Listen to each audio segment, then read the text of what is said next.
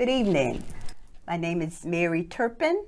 I'm with the agency Universal Family Connection. And Universal Family Connection is located at 1350 West 103rd Street. It's a social service agency with plenty of programs. Hello, good afternoon, good evening. My name is Lade Ademosu.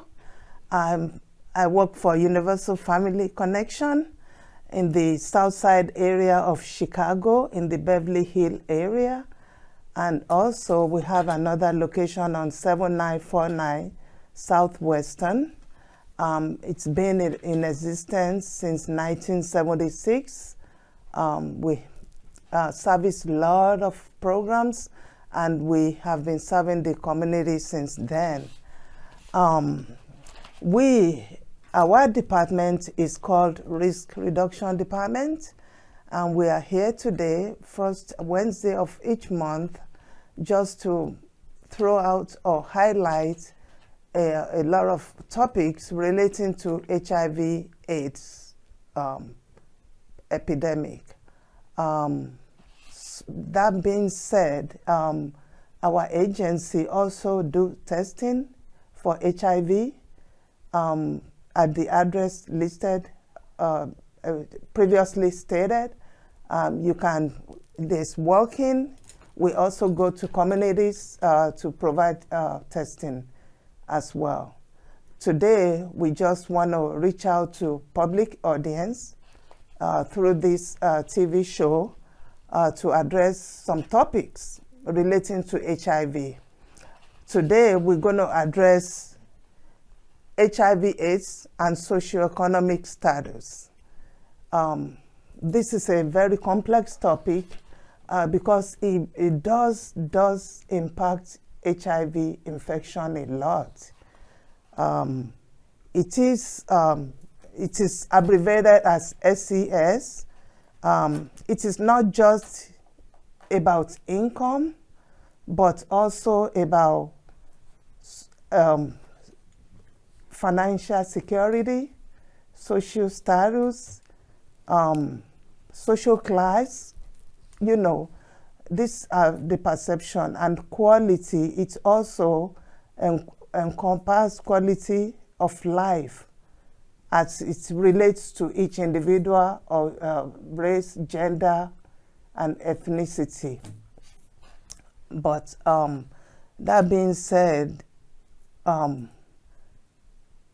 we are here to throw out reasons and some barriers and some, contributors to why people can get infected so easily, why people are not following through with treatment, the barriers, why some people don't even care.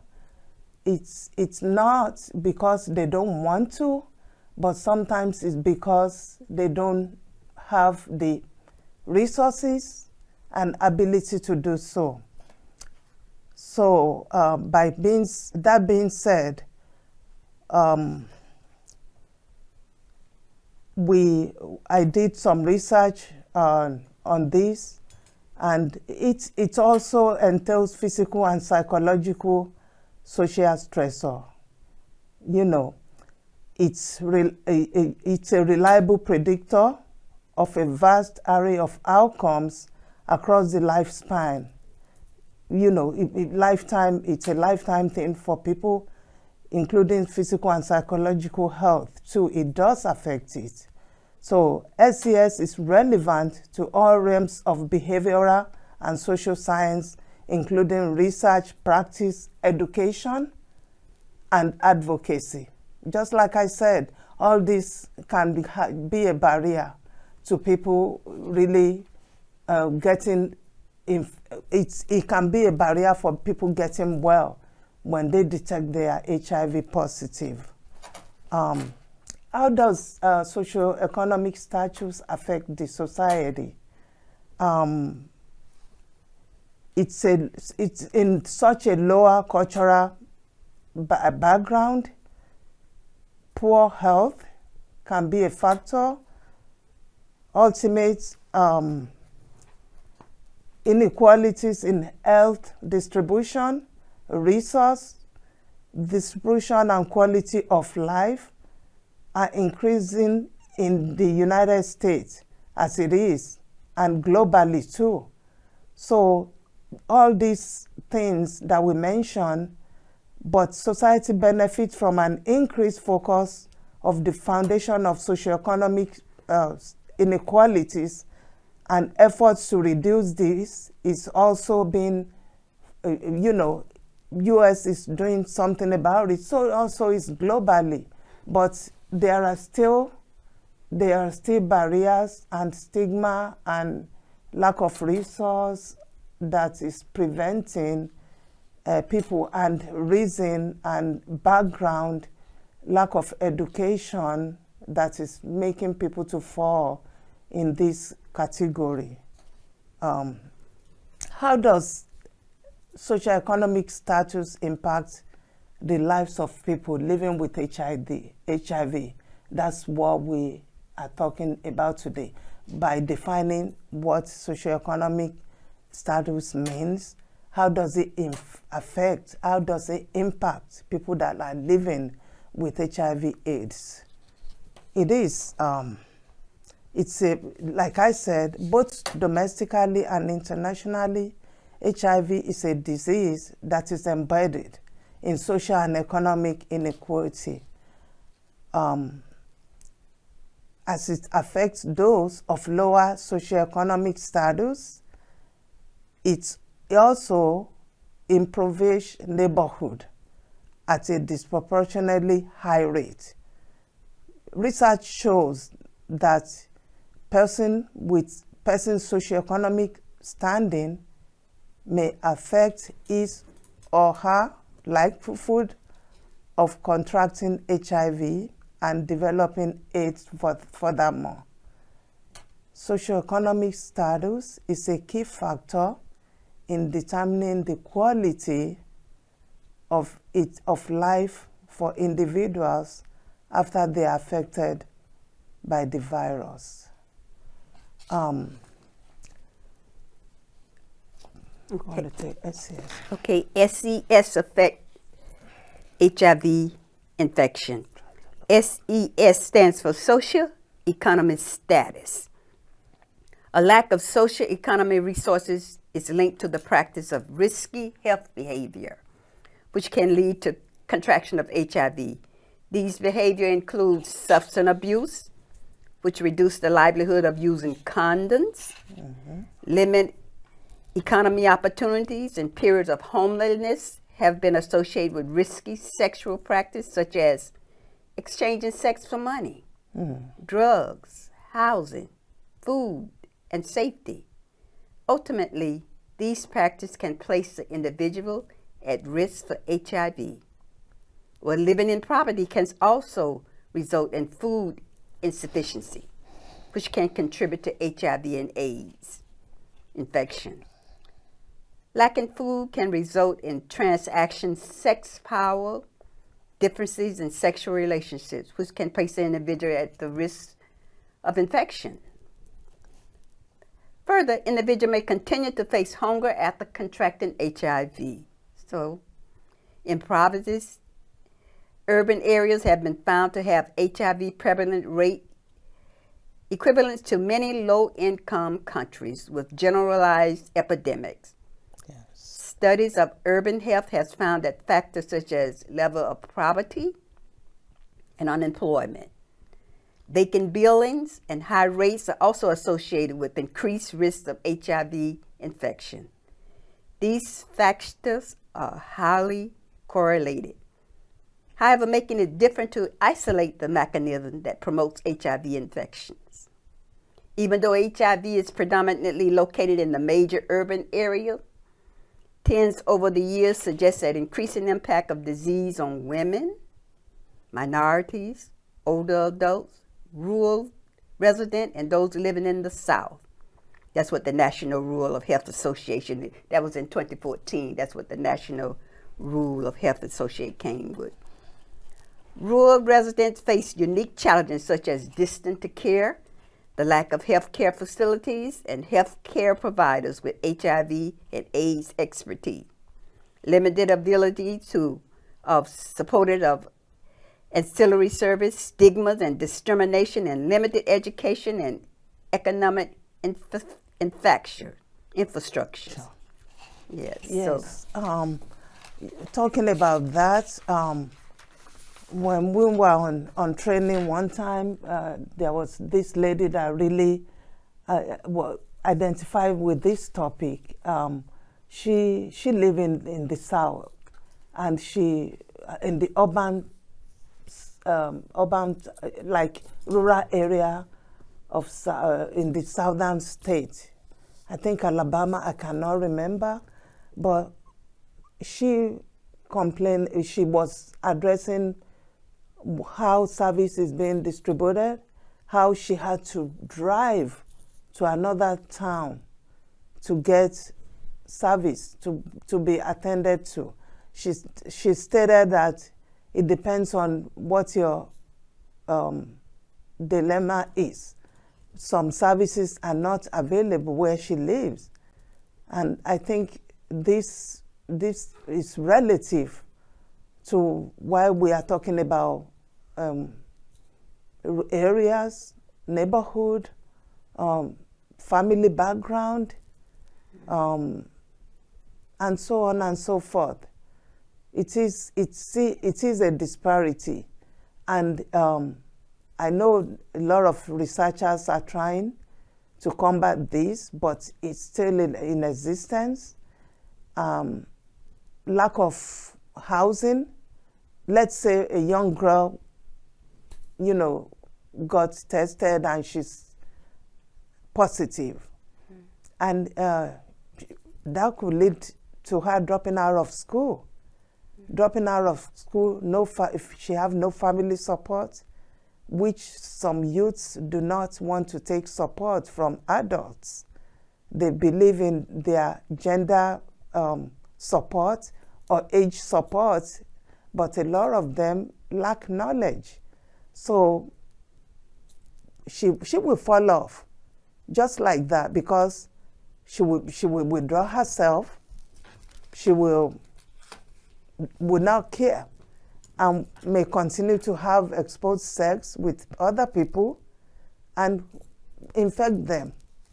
Some people are into prostitution. They do not care. I mean, if you are homeless and you are fighting to stay out of hunger, or to find a way to feed, do you think they are thinking of adhering to treatment? No. She's going to think of, what do I eat first? So it makes them vulnerable to do what they don't want to do. They will not even think about addressing service or treatment or anything. So I think everybody listening, if anybody is in this situation, reach out, please. Reach out. There's a website you can go to that, you can get some information. You can call Universal Family Connection, 773-881-1711, and ask for help. You can go to Department of Health, any hospital, to seek help if you are willing. Please do not address this alone, especially if you have barriers. Like we were talking about, I just said it, that it affects risk. It affects both men and women, not just women, but mostly income inequality has been found to be related to increase in HIV risk. We talk about this. Income is very important, which can lead some people to do what they don't want to do.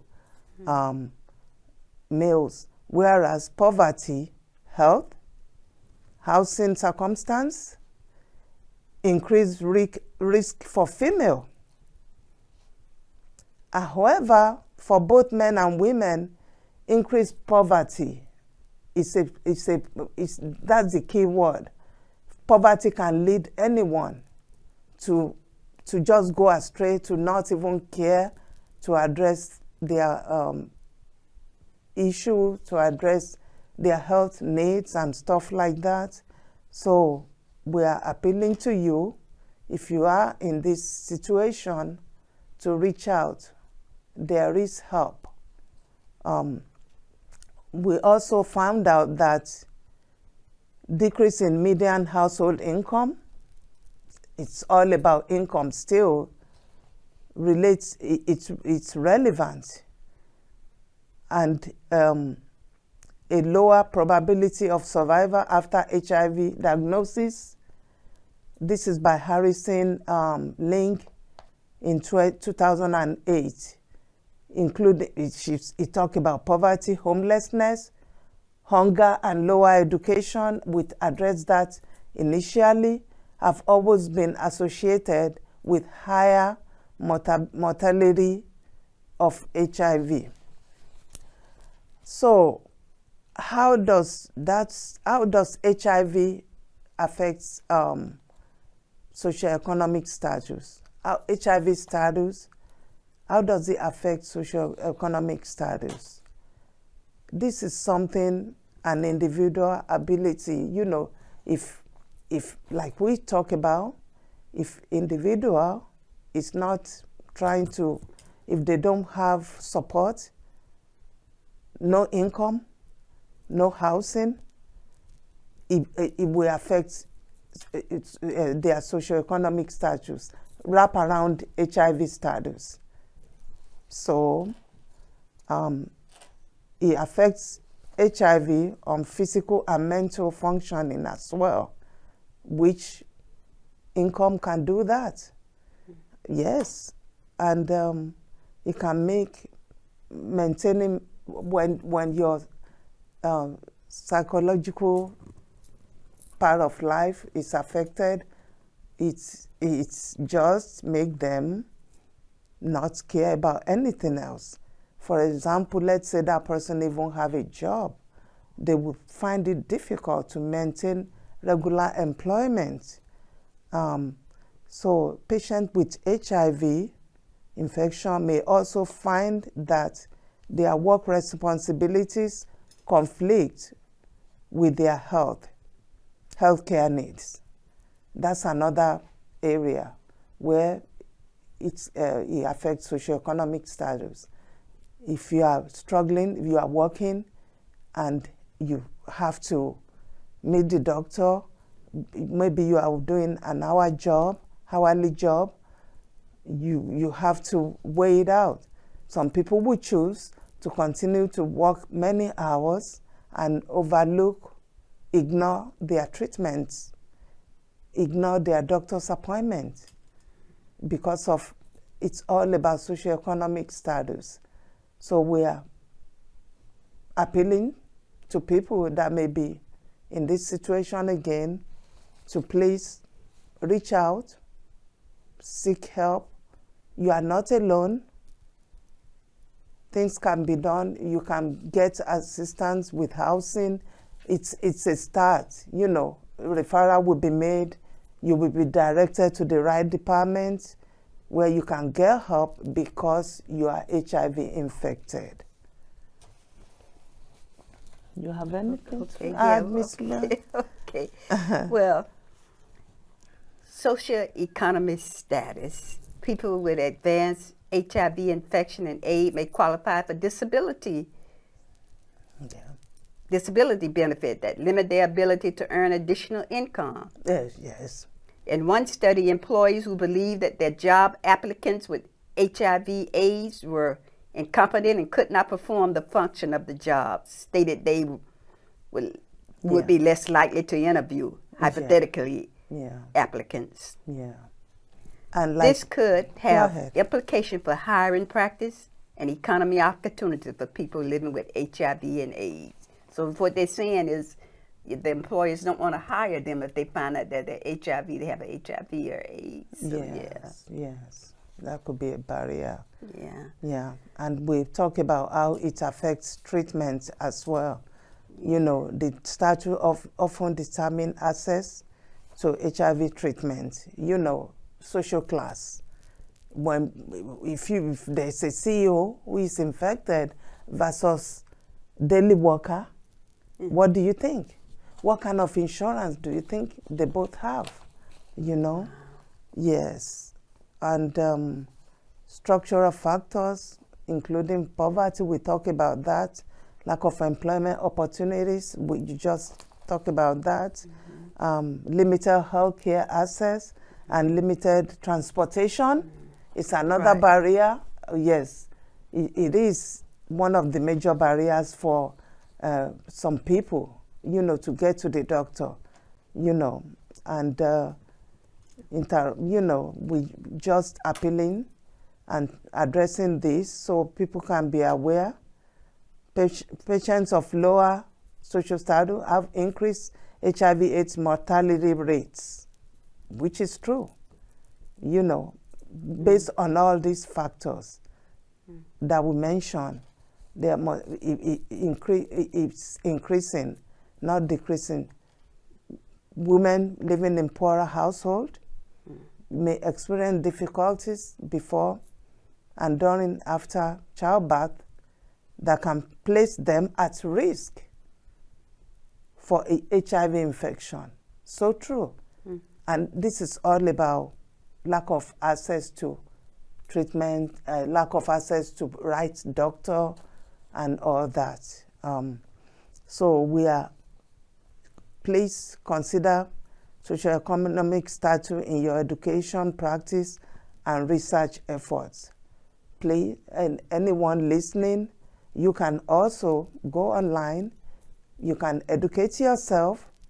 There's a website called Office on Socioeconomic Status, www. Can you? I don't have my glasses. WTTP//www. No, just read the last one. .apa.org. Yes. Okay. So you can visit that website. There is also a lot of things to read on the computer. Just visit APA/HIV/PI/AIDS. If you visit that website, you will get a lot of information on how socioeconomic status affect HIV and AIDS virus. We are grateful to be here. Once again, we are from Universal Family Connection. We are a social service agency. We have different programs all across the board. Risk Reduction Department is one of them, where we give testing for HIV. And it's strictly confidential. Sure. Yeah. And also we do testing on Hep C, hepatitis C testing, and we go to neighborhoods. If you can come, call us. We will come to where you are to test you. Thank you for listening. I'm hoping to see you first Wednesday of next month, by the grace of God. And I also want to say that homeless and marginal housed individuals who are considered food insecurity are more likely to have lower CD4, which is a T cell count, poor medication adherence, okay, and incomplete suppression of HIV replication. Food insecurity yes, and residential instability are associated not only with poor medication adherence, but also with inconsistent health care and poor access to health care, as well as favorable attitude towards health care. basically it's saying that socioeconomic status it's a major contributor to increase in HIV virus if care is not taken, if proper things are not done. So people, if you tested positive, please reach out so you can get help in the right areas. Okay. Thank you.